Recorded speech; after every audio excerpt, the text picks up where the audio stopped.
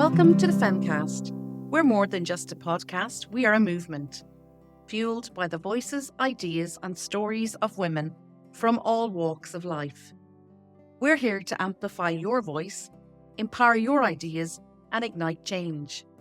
This is a platform where your story matters, whether it's celebrating success, overcoming adversity or raising awareness on issues that shape our world.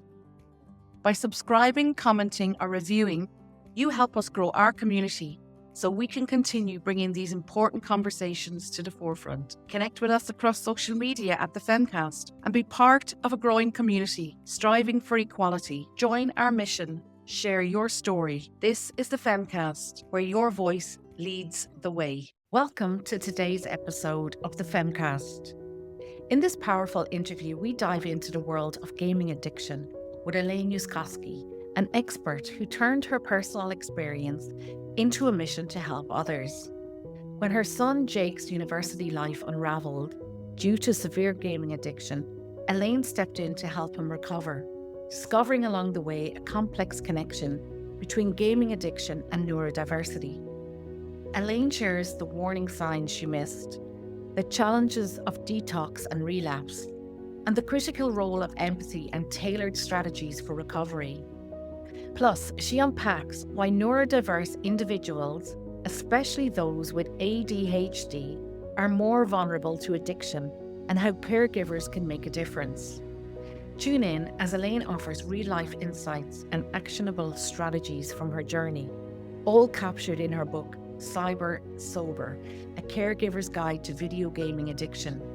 Whether you're a parent, caregiver, or simply curious, this episode is packed with wisdom you don't want to miss. This is the Femcast, and I'm your host, Anita White-Moran. Hi, Elaine. You're very welcome to the podcast today. Can you tell us a bit about yourself and what work you do? Oh, well, thank you so much. It's so kind of you to have me here. And I'm Elaine Uskoski, and I am an expert in video gaming and screen addiction. And I coach families who are struggling with a child or adult child, mostly with video gaming addiction. Great.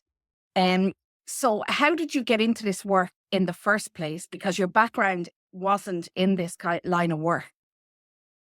Well, my background was in social work, and then I became a holistic health practitioner. I did that for 20 years. And a lot of times while I was doing the holistic health, we were really looking at the mental health side of health as well as the physical. So it wasn't a huge departure in terms of coaching, but it certainly has become a different kind of coaching now. And my son became extremely addicted back in 2014. We discovered his addiction while he was away at university. Can you share with us when you realized that Jake was struggling? So I had a suspicion that summer before he went into second year university, because he was working part-time at a pub. So he was working late at night and then he would be up gaming afterwards. And then he'd be sleeping most of the day. And I approached him about it at that time and said, I think you're gaming too much. You need to get another job. And he got very upset with me and said, this is my last summer that's free. After this, I'm either going to be in school or I'll be in co-op working, because he was at a co-op program in software engineering at the time. And so against my better judgment, I let him have that summer to just game. He went back to school. I wasn't hearing from him a lot. If I did see him, I was starting to notice that he was losing weight. He smelled. And I would say, what is up? You don't smell very good. Notice that he wasn't taking care of his teeth either. And he was wearing braces at that time. And of course, he always had an answer for everything. School is hard. I don't have time. Yeah, of course, Mom, I'll eat better. I'll shower.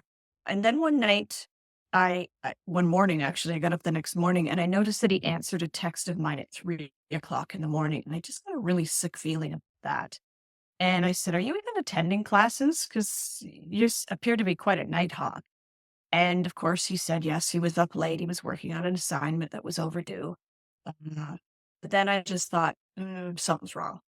I just couldn't put a finger on what it was.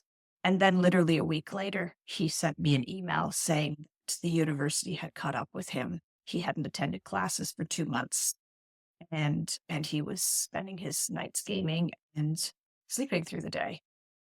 He was calling to tell me that the university had realized that he wasn't attending classes and that he couldn't live in his dorm room if he wasn't a registered student, and that they were changing the lock. So he had literally 3 days to move out.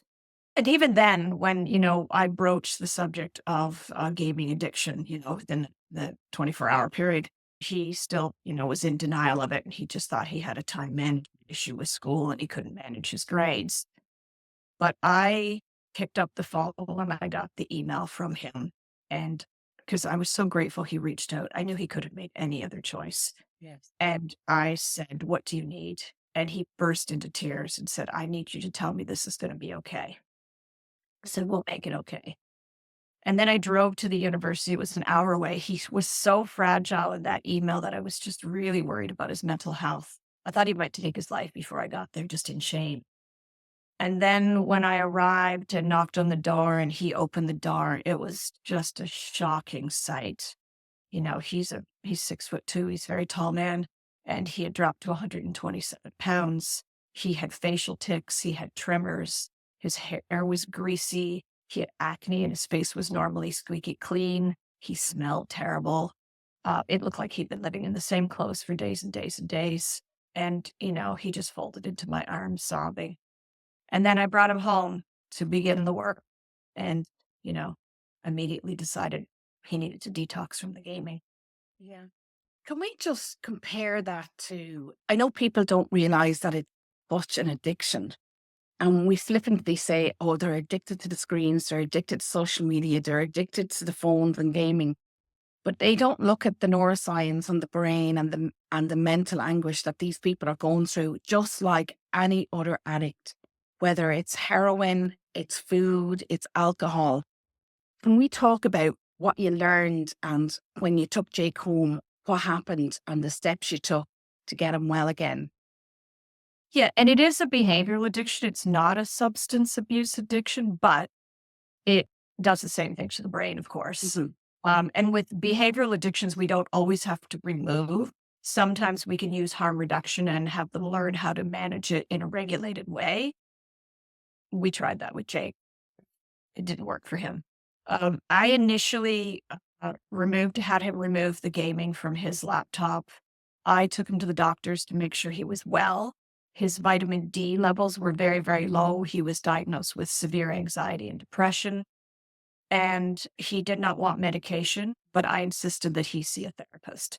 So we set him up with a therapist right away that he met with weekly. Wasn't a gaming addiction therapist because there really wasn't many that existed at that time. And then I took him to my fitness classes. I got him up at 5:30 in the morning and took him to my fitness classes. Initially, it took a couple of weeks to get him on a regular sleep schedule. It was like flipping him from a 12-hour jet lag because he was up all night and sleeping all day. So he struggled with headaches. His anxiety was increased. He felt depressed. He was missing his online friends that he was spending all his time with gaming. So he was doing some grieving as well, just really agitated. So he was literally going through withdrawal symptoms. And then after the 2 weeks of getting him back on a regular awake sleep cycle, I started getting him up early in the mornings to go to fitness because I thought that might elevate his mood and help the depression and the anxiety. And it did. He started to feel good about that. He was eating healthy, was putting weight back on. He was meeting regularly with the counselor. I was just taking him everywhere with me because I didn't want to leave him alone. I was worried about his mental health. And so he worked really hard during those 8 weeks, but he still did not believe the addiction was the problem. And so after 8 weeks, we decided to send him back to school for that second semester because we'd learned while he was home that he'd actually failed 3 classes in first year and hadn't told us. So he'd actually lost that co-op program that he spoke of. He wasn't going to be in co-op. That was a complete fabricated lie. So he went back for second semester to pick up those 3 courses that he failed in first year so that he'd only be a year behind in 2.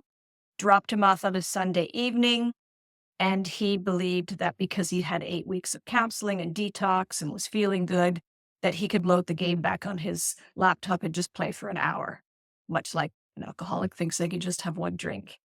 and he gamed all night again. He got up the The very next day, first night. the very first night. He got up the next day, 3 o'clock in the afternoon. He sent me a text. He said, I survived first day of classes. And then I didn't hear from him for the rest of the week. And I got gut feeling again. And so I went back to the university that weekend. And as soon as he opened the door, I knew immediately all the same symptoms were there, that he had relapsed. And so brought him home again. And we had a long conversation. And I asked him, do you want to be in university? Do you need a gap year? Do you need a break? Is this the program you want to be in? Do you want to switch programs? What is it that you need? Because he was 19 years old. So it was his decision. And he said, no, I really want my degree. I really want to stay in the program. I really want to make this work. And I said, okay, sky's the limit. What do you need? I will put my business on hold. I will do whatever you need to do this. And he thought about it and he said, I need you to drive me to school and walk me to classes until I can do it on my own. If you send me back, I'm probably going to game again. And so I started every day the hour-long drive to his university. I would walk him to class. I would wait outside his class and read a book or scroll on my own phone or whatever I was doing, meditation, filling time, having a coffee. And then he would come out and then I would take him to the next class or we would go have a break or we go to lunch. And we did that for several weeks.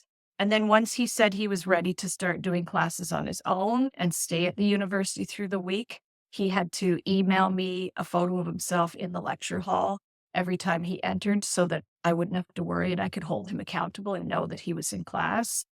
And he had to come home on the weekends. And we went through that process for 2.5 years of detox, relapse until, until he finally realized it was going to destroy his future. And he stopped gaming quite completely. That was quite brave of him for a 19-year-old to say, Mom, can you come with me? Can you drive to university? Not be ashamed or care about what the peers think, that his mom is walking him right to class. She's sitting outside. The work that has to go into that. It's incredible. It was very, very brave.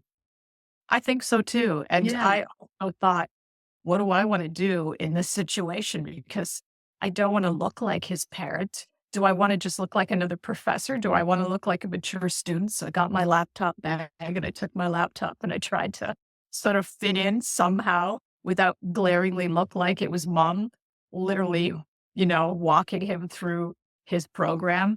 I know he was in an interview once and they asked him about that. And he said, I literally needed someone to hold my hand and walk me through it. I just didn't trust myself.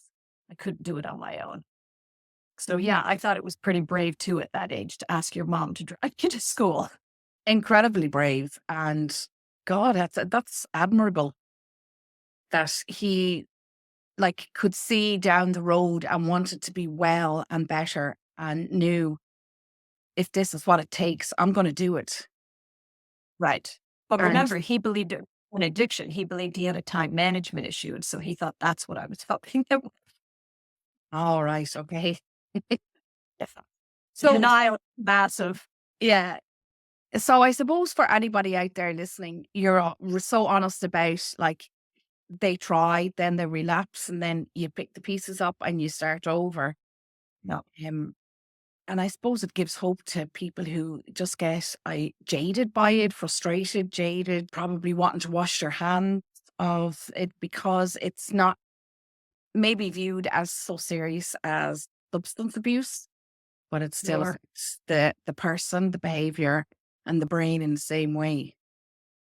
Yeah, and I had my moments. There were times where I wanted to throw in the towel and, oh, he's never going to get past this. He's never going to stop this. But for me, the most important thing from day one was to just hold space for empathy for him because I knew he didn't want to be addicted. No one wants to be addicted. He wanted to make me proud like any other child wants to make their parent proud. He wanted to make himself proud. And so each time he relapsed, I would just sort of spend time trying to get him to see what was creating the cravings. What was it that was driving him back to the gaming? Was he struggling emotionally? Was there something we needed to adjust and change so that he could manage things better? Because the program was difficult for him at school as well. And also from day one, he hated school. He did not like going to school. And he's very, very bright, but school just, it wasn't a system that worked for his style of learning. And we discovered later that he's attention deficit as well. He didn't get that diagnosis till he was an adult. And had we known that, probably we could have made school easier or at least more manageable in some way. And so just getting him through that program was difficult. And so I think he relied sometimes on the gaming when he was feeling stressed assignments and he was, sometimes falling behind. And then if he didn't want to look at it, he'd escape into the gaming. Or it was a place for him where he felt some sense of achievement when he was struggling in other areas of his life. So I tried to hold that piece of empathy for him always and not be angry with him. Because I knew that wasn't going to help. And also, I felt bad for him. I really felt bad that he was struggling in the way that he was. And I knew it wasn't making him happy. Yeah. And so what was the first step you had to take when you, aside from driving him to school and sitting there? So what was the first step?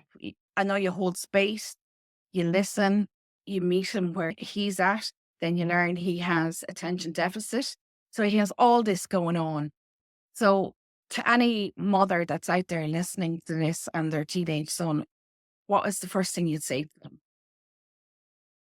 To not be so focused on the gaming itself, but the core of what was driving gaming. For Jake, he was bullied when he was in middle school.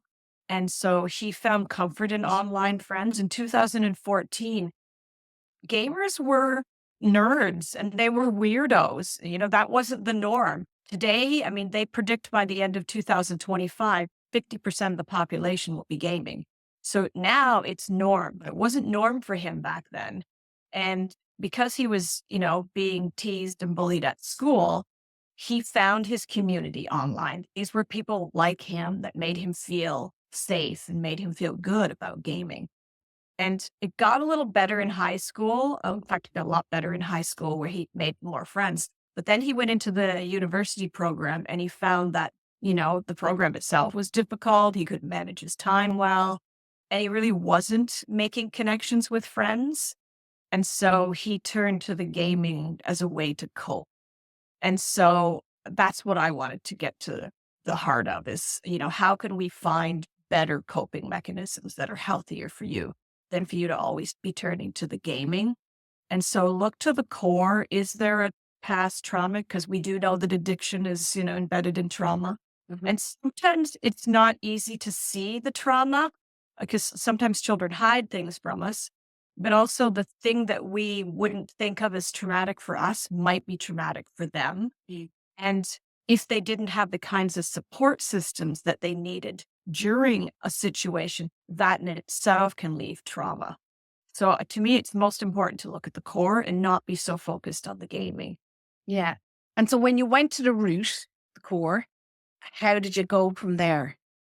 So when I took him back after that first 8-week relapse, I returned him to the university. He was in a dorm house.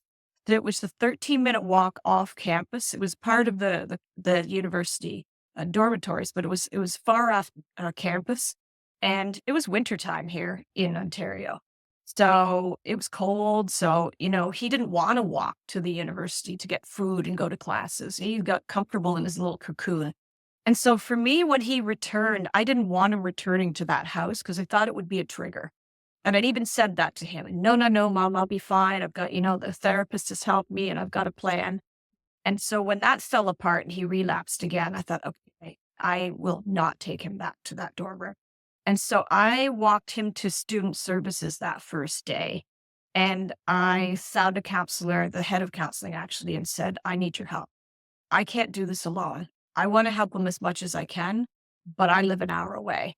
And eventually, I have to let go and let him go to classes on his own. So what can you do to support him? So they gave him a special needs advisor to help him with the ADHD portion. They gave him a therapist to start working with. and they didn't work on gaming addiction. They worked on self-esteem and, his own personal issues. And then they moved him, of course, closer to the school, to, the dorms that were attached to the campuses, and gave him a peer support person, which was like a fourth year university student that would volunteer and check in with him. So he got really great supports at the university, and that helped a lot. So, he really started working on his personal stuff with the therapist and started really getting to the core of, feeling confident about who he was again. Mm. So this work you've done with Jake leads you on to writing the book Cyber Sober, which is a brilliant name. Thank you. Actually, that wasn't how it happened. I wrote a different book first. Oh, did you? Oh, I wrote Seeing Through the Cracks first, which was not supposed to be a video gaming addiction book. But I was struggling with the transition of between parenting your child and parenting your adult child with my first son, and thought, oh, this is a really testy time where I'm not sure who I am. What's my role now? Am I advisor? Am I friend? Am I parent? Like, who am I now that he's an adult? And I found that tenuous at times, that I wasn't sure what I was supposed to ask about. And sometimes I felt like I was walking on ice. And I talked to some other parents, and they all said the same thing. Oh yeah, I find this period difficult as well. And I thought, I'm going to write about my experience with this. And then maybe I can start an online forum so that we parents can be talking about this, because it really wasn't a subject that was talked about. There's lots of books on the younger years of parenting, but there's no books on that transition. Then, before I started writing the book, I discovered that I had an adult child with an addiction. And I was asking myself, what are my legal rights as a parent, because he's 18? And so I started to write the book and included the story of his addiction. And in the end of that book, he's still addicted. It's not resolved, because it wasn't supposed to be about that. It was supposed to be about my parenting journey. And someone read that book who was doing MindFest, which is a mental health forum at the University of Toronto. And they said, I just read your book and you talk a lot about video gaming addiction, and we would like you to come and speak about it. And so that's how that got launched. And so I said, well, what do you need? And they said, we need an hour, we need PowerPoint. And like, I was so green about the subject. I really only had my own experience. So I had to do a whole lot of research and find what material I could. And then I started speaking. And so the speaking then rolled into, you need to write the actual video gaming addiction book, right? People need to hear the rest of the story. People need to hear from experts. And so that's when Cyber Sober, A Caregiver's Guide to Video Gaming Addiction, became number 2 book. Oh. And then parents started asking me to coach. And I wasn't really comfortable with that at first, because I still didn't feel that expert. And I would say to people, but I'm not an expert in this. I'm not an expert. And then I was in a women's network group one day, and I said that out loud. And another woman said, well, you might not be the expert, but you're now one of the experts. And somehow that really resonated with me and felt okay. And I gave myself permission to start the coaching parents. And it took a while to transition from, the holistic health over to full-time, just coaching parents with screen and video gaming addicted kids. Yeah, well, I always say it's the lived experience is the expertise, because nothing you learn in a textbook is ever going to prepare you. And as you go through the process, do you really empathize and understand and get and really know and walk in their shoes when you go through that yourself. And no textbook is going to teach you any of that process, those feelings, the frustration, the anger. Thank you for tuning in to the Femcast. If you're enjoying the podcast, we'd love for you to hit that subscribe button and become part of our growing community. By subscribing, you're helping us bring important stories to the forefront and giving us the opportunity to book incredible guests who share their powerful insights. Your support means everything to us. It helps us continue the research, amplifying these vital voices and delivering the best content possible. Feeling generous? You can even buy me a coffee to fuel the work we're doing here. Together, we can keep this movement alive and thriving. So let's keep the conversation going, amplify these voices, and make a difference. We're in this with you. This is the Femcast. So, Elaine, tell us about the ADHD and gaming addiction and the conferences and talks that you do. Well, so what we have discovered, when I say we, is I actually joined forces with Cam Adair, who has gamequitters.com and became his official parent coach as well after I started doing my own private coaching. And so when I say we, it's kind of Cam and I have made this discovery. And actually, when working on the new chapter with another expert, there is a research showing that 59% gaming addicts, I believe, as the number, have ADHD as well. What we find is their dopamine low if they have ADHD. And so, of course, they're going to look for sources of dopamine. And there's no greater dopamine hit than gaming.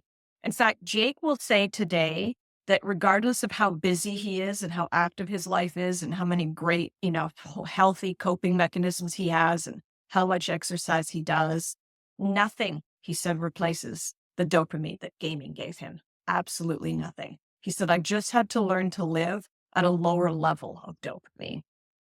So that's so interesting to me. And so dopamine low kids are going to gravitate to anything that gives them the dopamine kick that they need if they're not managing their neurodiversity or ADHD in a healthier way. And sometimes that's medication. A lot of times it's a lot of exercise. It's working on, executive functioning skills. And because Jake is not wrong, he definitely does have a time management issue. That's part of the ADHD.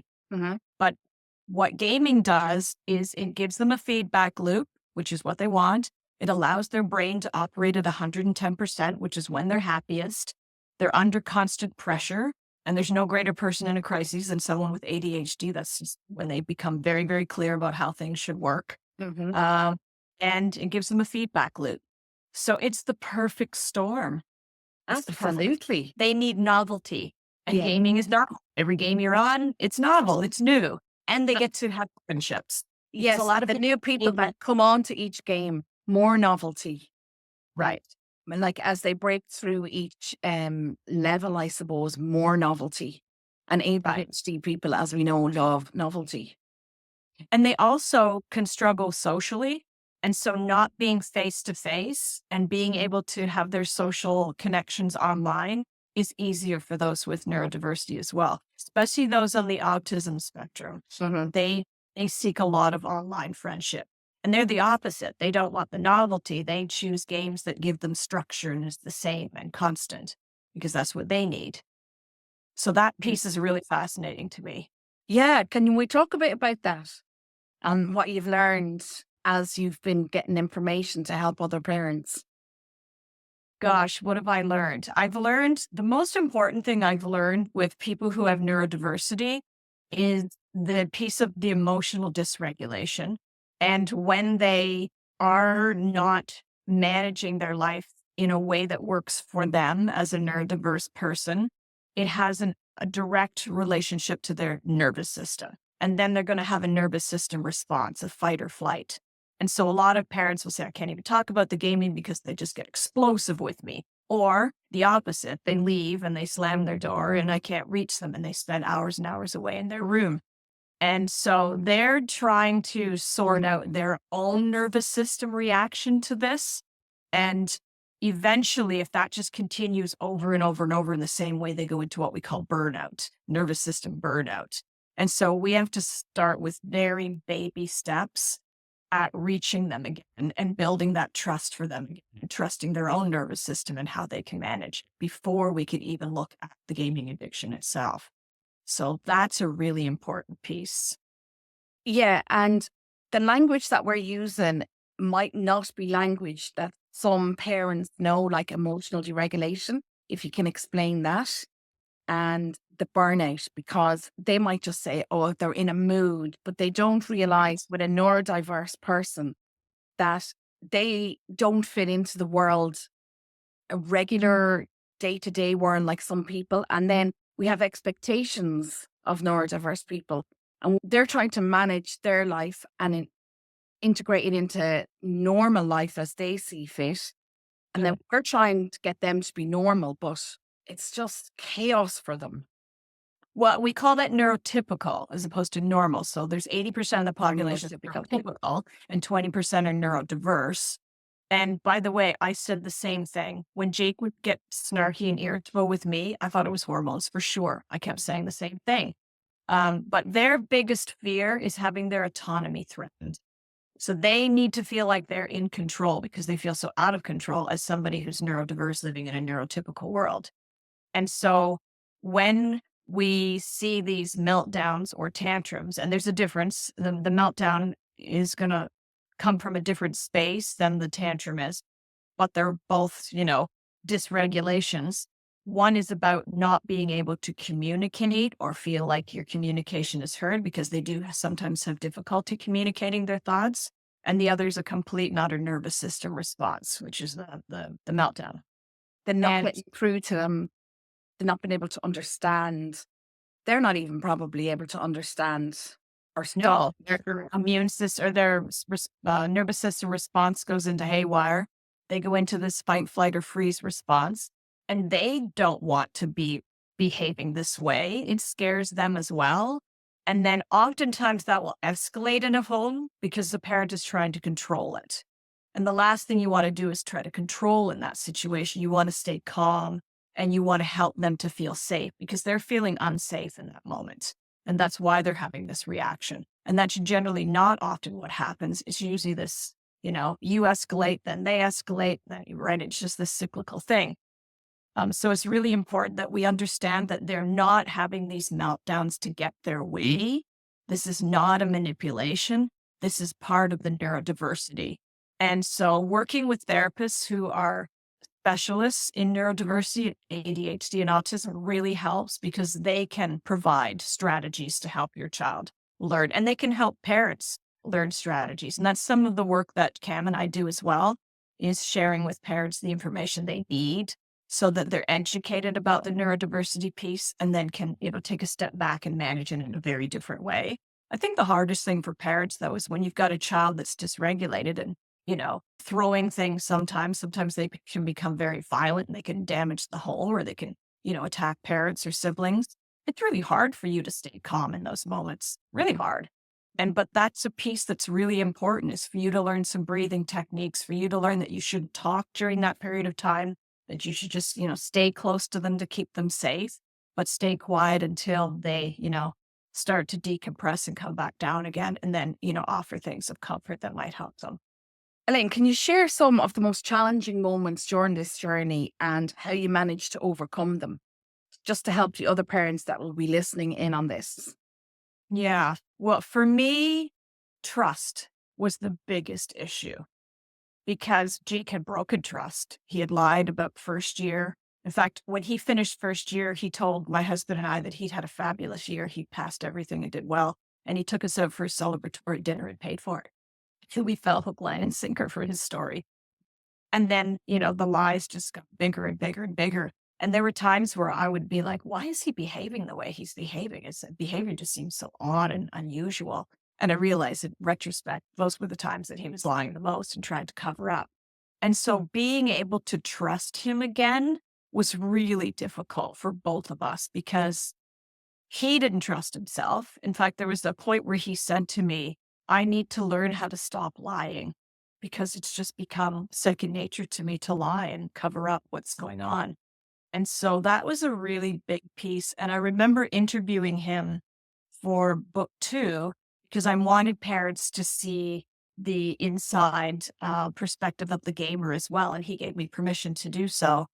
And we talked about the lying and the trust. And he said for him, he would feel sick to his stomach every time he lied to me. He literally did not like himself when he did that. And I was always questioning because I never knew when I could trust. And I didn't like that part of me that I was always having to question him and watch him and monitor. And it just felt so uncomfortable, especially with an adult child. And we turned the recording off at the end of one of the interviews that we talked about this. And I leaned in and I said, Gee, I trust you now. I trust you. And he burst into tears. And he had a really hard time accepting that he was finally being trusted again. And that was a number of years after he'd been, clean of gaming. And I did trust him. He had done the work. And so I'd say the trust piece is really, really difficult. And, sometimes not sometimes, almost always with addicts, the lying and the manipulating is part of holding on to the addiction. And so they aren't going to lie, and you cannot trust what they say. And we cannot be naive about that. And we do have to question. But also, we have to do it in such a delicate way because we're trying to build trust and build the relationship and get to the core emotional issues. So we don't want to be, so invasive and so untrusting that we damage the relationship between us and our child. So it's really a delicate balance that you have to keep. Worry, just always worrying that he was going to relapse, worrying that he might take his life because his mental health was so fragile. And also trusting that he would always know I was in his corner and rely on that and not, at some point decide, what, this is my journey and I'm an adult and I can handle this myself and I don't need you. So that was always a worry. He's now been 7 years away from gaming. And so, you create a recovery plan at that point because we know it's not permanent. We know at any point, something could trigger him to game again. And so just staying in touch and, texting a couple times a week and checking in and just saying, hey, you okay? Just thinking about you today. Anything you need? That sort of stuff is really helpful.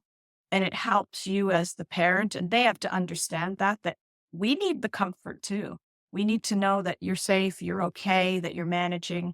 And so it's important that the gamer, once they're on either a harm reduction plan or a total detox plan, that they check in and let their parents know they're okay too. Do you think, Elaine, that when Jake discovered that he was ADHD as well, that it helped him break the cycle and kind of come away from the gaming when he started to learn about his personality and the behaviors around that? I think maybe later, not initially because he was in such denial. So he saw no action whatsoever with it. But yeah, it did help him understand himself. When he had the diagnosis of ADHD, that helped him understand himself better. I don't think he saw the correlation between that and gaming for quite some time. I want to add too, one of my other big challenges that you asked earlier during the detox and the recovery period was not finding enough help. There just wasn't help. And there still isn't enough help. We don't have enough therapists who are trained in the video gaming addiction world. We just don't have that. And so that was a huge challenge. Also finding him help, finding him counselors. So the original counselor he saw, he actually came up with a schedule with Jake where he could fit gaming in when he returned to university for that second semester. To my horror, what do you mean? You cannot game at all while you're in school. You can't do this. No, he says I can, and we're going to be fine. So clearly he had manipulated the therapist who didn't really know about video gaming addiction. And then that was in 2014. In 2018, Jake and I landed at a provincial forum where we were going to share our story together for the first time. And Jake had a year of sobriety under his belt at that time. And that therapist was in the room to learn. Wow. Yes. And so, yeah, Jake mentioned during his talk that, I completely manipulated him and convinced him he didn't have a video gaming addiction. And it was easy to do because nobody really was talking about it much. He didn't know anything about it. And today, even though they've done research and we're in 2024, it's not any better? Are they working towards getting more therapists, reducing game time, putting warnings like we do with cigarettes, we do with drugs, we do with alcohol? Not a lot. I mean, there's been a lot more research that's been done, which is great. In 2018, the World Health Organization finally established an actual disorder. That was actually announced the day Jake and I spoke for the first time together. So it was a big celebration in the room with all the mental health frontline workers. Yeah, I mean, there is more pressure being put on software developers to put warnings on, but we're still we're so far away. It's a $282 billion industry. Mm. It's past film. And so Wow. it's a big moneymaker. Yeah. And so it's going to be hard to get them to create change when it's such a huge income revenue for software developers. Yeah. And just on the gaming, a lot of them, you picture young men, boys and men. What are the statistics with boys and girls? Like it's almost 50-50. Girls and boys will play video games, Mhm. but girls will play like Candy Crush and, The Sims and games on their phone more, whereas boys will play more of the online multiplayer games. We are seeing more females, but the average age of a video gaming addict is a male between 18 and 25. So we see much more significant addiction with males than females. Right. Why do you think that is? Honestly, I think we spent so much time empowering women and young girls, which we needed to do. Be in touch with your masculine side. You can do equal to men and stand up for yourself. But we didn't do the opposite for young boys. We didn't teach them to be more in touch with their feminine side and be more emotional and, be more compassionate with themselves. And we kind of ignored them. And Yeah. so I think they don't know what they're supposed to be doing and are very confused about their roles. So we have a bit of a lost generation. This generation, the Gen Zs, are maturing 4 years behind. So I see a lack of maturity as well with the young gamers I'm working with. They're in no hurry to grow up. The launching is later. And so we're sending young men off to university, at age 17, 18, 19, with the maturity of, 14, 15, 16-year-olds. And they're not ready to handle that. I think also we don't do a good job transitioning from secondary or high school into university. It's like a lot of hand-holding, and then you kind of throw them in an ocean and say, here, go live on your own and manage things where no one is holding you accountable and checking in with you. That's a big leap for a lot of young people. Absolutely. Like imagine us going back to that time and you just go from everything billed, paid, managing, you just got up and went to school. And now you have to get a part-time job to keep yourself. Well, that's the way it is today here. A part-time job to keep yourself if you're lucky enough to get into college, if you don't have that long commute because people can't afford the rents in the cities. So it is massive for young people going into that environment without any training, any guidance and help. It's I just think like now you have to go to college, you have to learn and you have to pass your exams and it's all this pressure. right. You And can you see have to why they go way to the world of gaming then, because it's like, oh, just want to break from reality and all yes. the humdrum of like going to be, because you're going to be adulting for the rest of your life now. Right. There's Right. no more going back. You can't Right. reverse it. No. Well, you stay stuck though and not Yeah. move forward as an adult. Yeah. And You also know. we're asking them to do all that on the same device where they have Netflix and YouTube and gaming, and it's distracting for them. I Yeah. heard someone recently talk about the analogy of if you put all your food groups in the same place, so your meat and your vegetables and your fruits and your Doritos and your cupcakes and your candy, if it was all in the same place and you open the cupboard to see all of it, what would you choose? You're going to choose the naughty stuff. You're not going to choose the healthy food. And it's the same thing with digital devices. We put everything on the digital device, including school. And then we ask them to pick up or open their digital device and choose the healthy thing. Focus on the school. When you could just kind of scroll over. And Jake talked about that. He said it was really difficult for him if he had multiple tabs open and he'd start working on school. And then with the ADHD, his mind would wander and he'd lose focus. And he said, literally, I feel my mouse moving towards all of the bad tabs of all the stuff I shouldn't be doing. So that's not been great either. And COVID made that 10 times worse because kids were then at home doing online school on the same digital devices that they were playing on. And so what they've learned is you can do everything on this device. And now you have to learn how to prioritize. And that's not easy to do when no one is looking over your shoulder and no one's holding you accountable. And that takes a lot of discipline with a mature brain. But if you've got a child and they're still immature, it's still a child's Sure. brain till 25 and up. And Right. you're now saying Gen Z are 4 years behind that again. So that makes Right. their brain not mature until 29. You've got Right. more problems. Sure. And if you're ADHD, you mature later as well. Oh, So it's oh my just God, it's just never ending. no. And what I say to parents is before you start a sentence and say, well, when I was 19, this is what I was doing, subtract 4 years and ask yourself what you were doing when you were 15, because that's where they're at. Don't expect them to be the age. And the other thing I find too is parents become so uncomfortable when their children are in discomfort. And instead of just sitting with them in their pain and sort of supporting them through the process, because we do need to learn how to work through pain and difficulty, we rush in and we fix. We try And so we don't give them the tools to handle stress when they are away at school because someone else has been telling them how to handle that. And now suddenly they're on their own and they're not checking in and asking for help because it's expected that they're supposed to know how to do this. And they simply don't. Yeah. And the connection between gaming and violence, has anybody looked into it? Because the games are geared and they are violence. They're geared towards young men and they are violent. Have you done research where it shows the addiction, the gaming, later down the road, domestic violence? Has there been anything yet on those I, statistics? the jury's kind of still out on that. You're going to see research saying it doesn't have an effect, and then you're going to have research that says it does have an effect. I know that was a concern for me because both of my boys played video games, of course.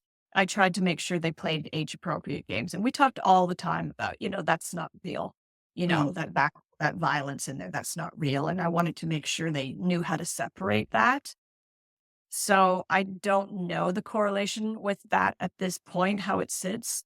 But I do find that there's a lot of my gamers who have, of course, had trauma that they haven't dealt with, that they'll compartmentalize and disassociate with.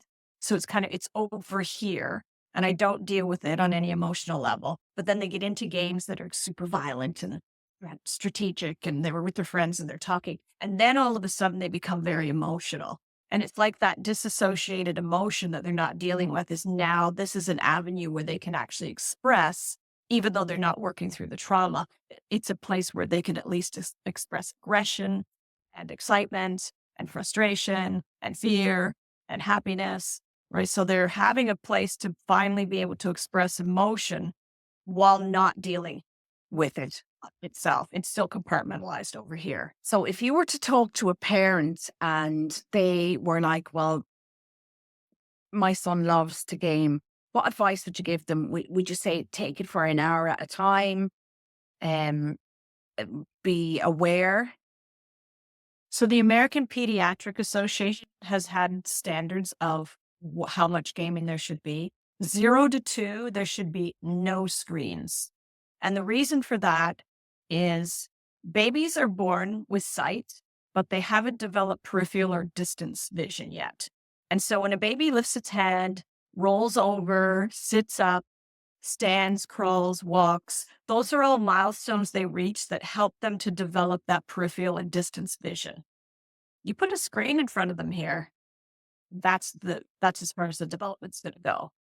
Yeah. Great example. I have a grandchild who had not had screens. He's 2. He's not had screens in his life. He is so aware of his environment in a way that is really impressive to me. I know he's my grandson and a bias, but honestly, I see so many children, little children in strollers and shopping carts with these iPads, and they're missing what's around them. They're missing. I mean, he can name subway stops and he can name buses that go by and he notices airplanes in the sky.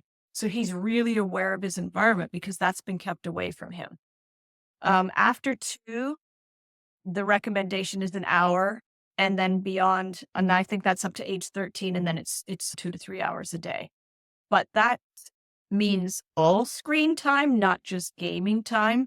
And it will vary from child to child. Some children can go longer and be fine. And some children, even an hour is just too much for them. Mm. For me, what parents need to be watching for is their child's emotional health.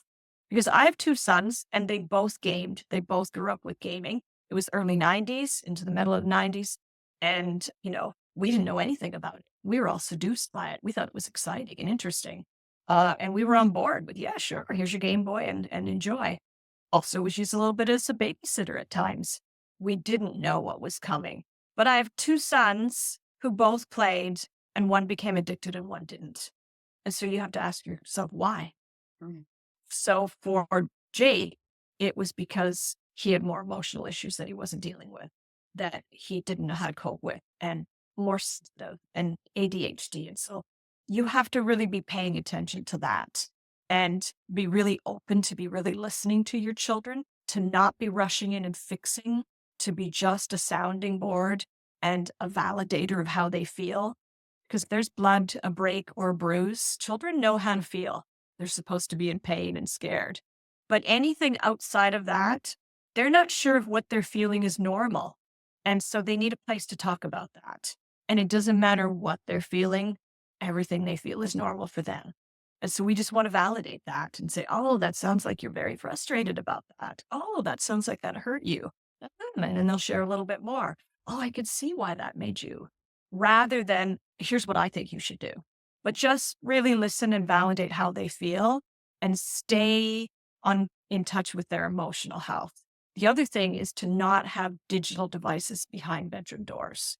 We know that since sexual exploitation of children has gone online, it has increased by 1,500%. Wow. It's an astounding number. And so if you've got a child who also is struggling emotionally, that's somebody a groomer's looking for.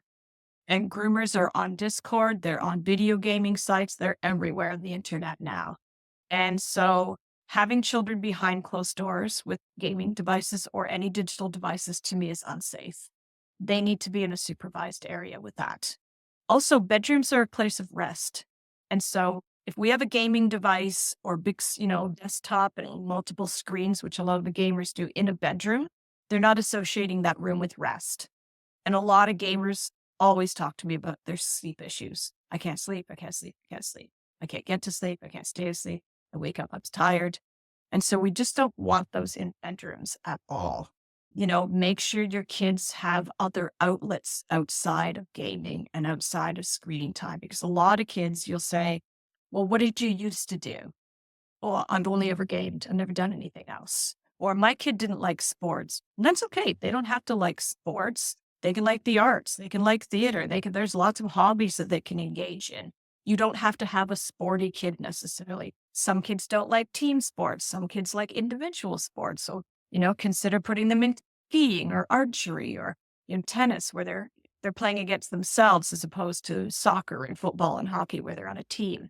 And then, look at dance and look at theater and look at, art programs and look at hobbies, woodworking, anything that you can get your kid involved in. It's going to be out at scouts, any kind of clubs, cadets, and swimming. Get them involved in other things so that they're more well-rounded, and let your kids be bored.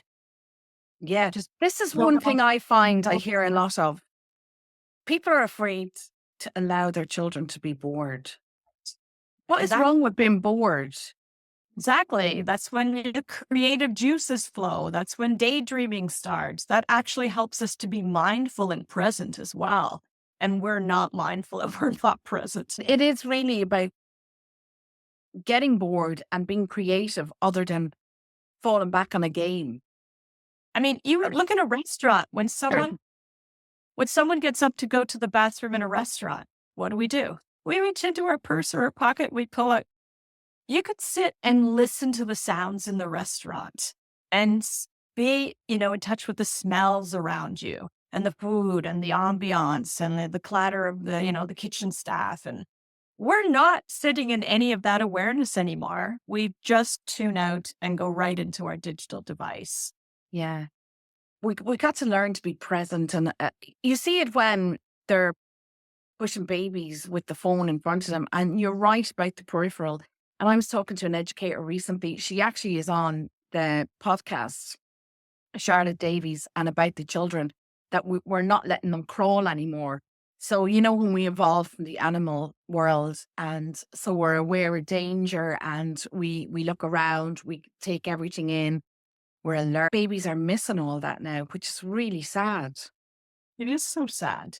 And you can't go to a restaurant without seeing a child at a table with a digital device in front of them.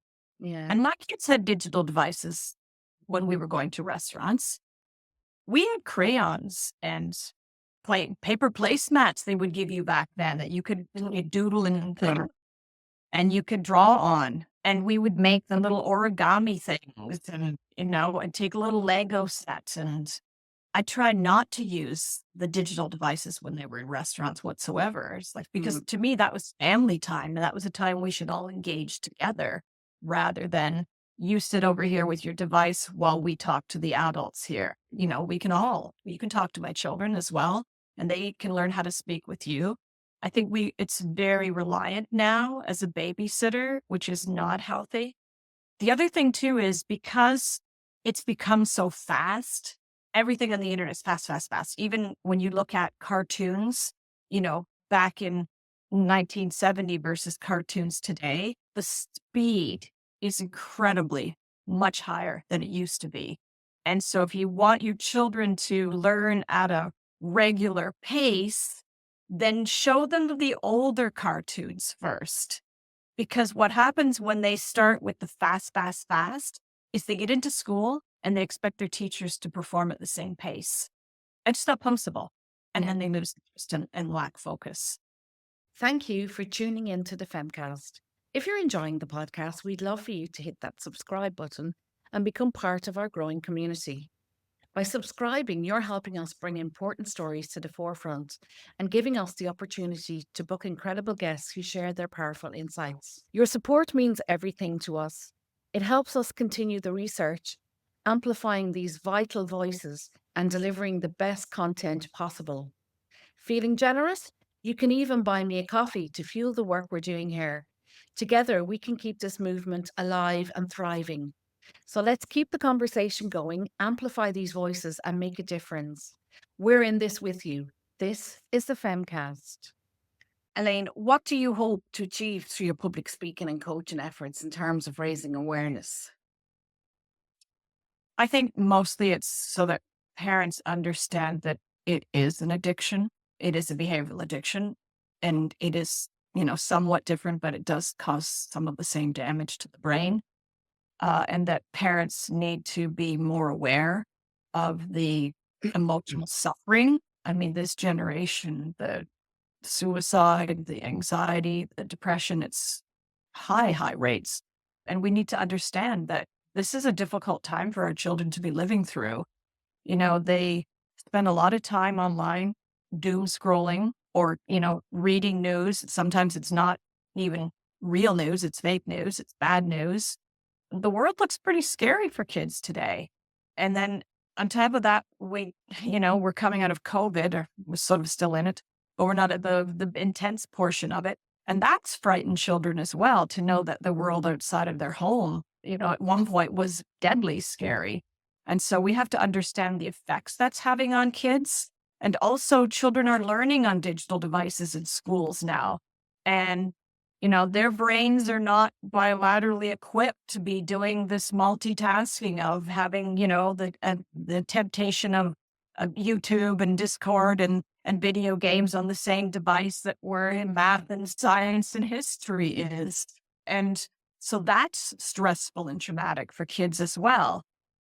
I think we just have to have a better understanding of what our children are going through and really tap into how we can help them develop strong mental health strategies and help them to understand that the world is okay to live in, that we should still, get out there and explore like we always did and not hold ourselves back and isolate and insulate the way we have been doing in the last several years.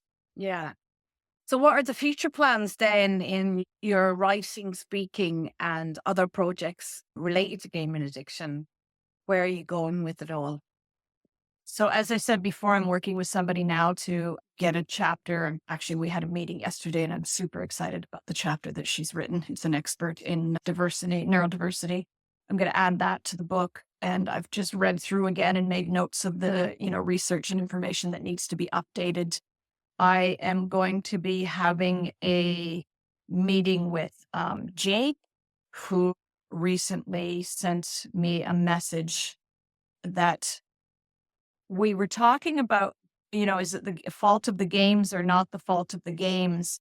And I just want to see if I can find the quote he made, because it just blew my mind what he said. And I said, we need to have another interview so we can talk about this.